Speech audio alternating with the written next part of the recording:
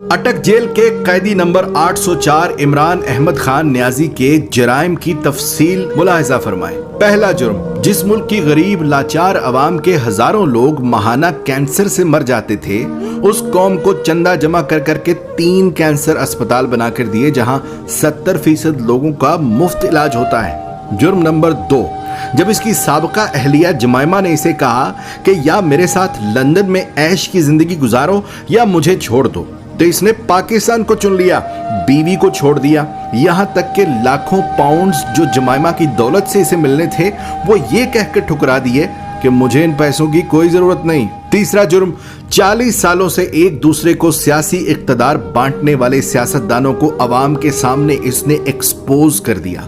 बच्चे को समझ आ गई कि ये लोग अवाम को बेवकूफ बनाकर बारियां लेते रहे और मुल्क को तबाह बर्बाद कर दिया। और जब इसे बार बार कहा गया कि तुम भी आओ, इसी निजाम का हिस्सा बन जाओ, आओ तीसरी बारी लेते रहो, तो इसने खुलकर इनकार कर दिया कि इस मुल्क और कौम को लूटने वालों के साथ इत्तेहाद नहीं करूंगा।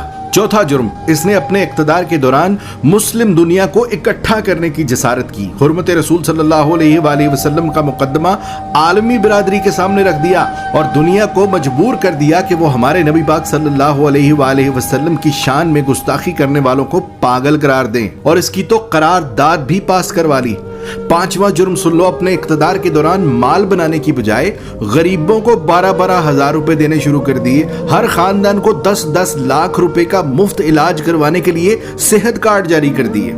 छठा जुर्म सुनो इसका, जब हिंदुस्तान ने मकबूजा कश्मीर का स्टेटस जबरदस्ती बदला था, तो उसको भी आलमी बरादरी के सामने लताड़ दिया। उसके साथ तिजारत ये कहकर बंद कर दी कि जब तक तुम कश्मीर का स्टेटस बहाल नहीं करते, तुमसे तिजारत नहीं करूंगा। सातवां जुर्म, जब इसे पूछा गया कि क्या माजी के सियासतदानों की तरह आप भी अमेरिका को इजाजत देंगे कि वो पाकिस्तान में बैठकर अफगानिस्तान पर हमले करे, तो इसने कह दिया एब्सोल्युटली नॉट।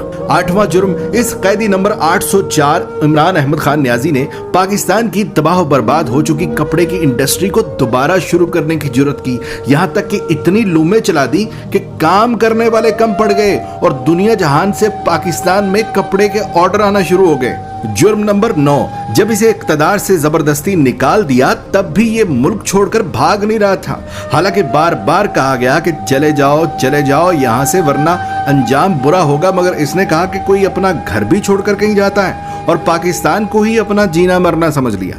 10वां जुर्म, जब इसे कहा गया कि बाकी सियासतदानों की तरह तुम भी मगरिब को जमीनी खुदा मान लो, जान छुड़ा लो और उनके आगे सर झुका लो, तो इसने न सिर्फ खुद इनकार कर दिया बल्कि अपनी कौम को भी यही सिखाने लगा कि झुकना सिर्फ रब के आगे है, किसी इंसान के आगे नहीं झुकना। जुर्म नंबर 11, जहां नए सिनेमा घरों की जरूरत थी, वहां इसने रहमतुल्लिल आलमीन एकेडमी बना दी। जहां स्कूलों में डांस टीचर, म्यूजिक टीचर भर्ती करने थे, वहां इसने स्कूलों में यकसा निसाब और कुरान व हदीस की किताबें लाजमी करार दे दी। 12वां जुर्म सुनो, इसने गरीब और अमीर के लिए एक जैसा इंसाफ मांगना शुरू कर दिया। कहने लगा गरीब का भी उतना ही हक है जितना अमीर का है। जुर्म नंबर 13, PIA का जो अमेरिका में रोज वैलेट होटल हमने अब गिरवी रखा है, ये उसे 2 साल पहले आजाद करवा के कौमी असासों में शुमार कर रहा था। 14वां जुर्म सुनो, ये ओवरसीज पाकिस्तानियों से लाड करता था, उन्हें एक बाप की तरह सहूलियात देना शुरू कर दी थी। बैरून मुल्क वफात पाने वाले ओवरसीज पाकिस्तानियों का जस्दे खाकी पाकिस्तान लाने से लेकर तदफीन तक का सारा खर्च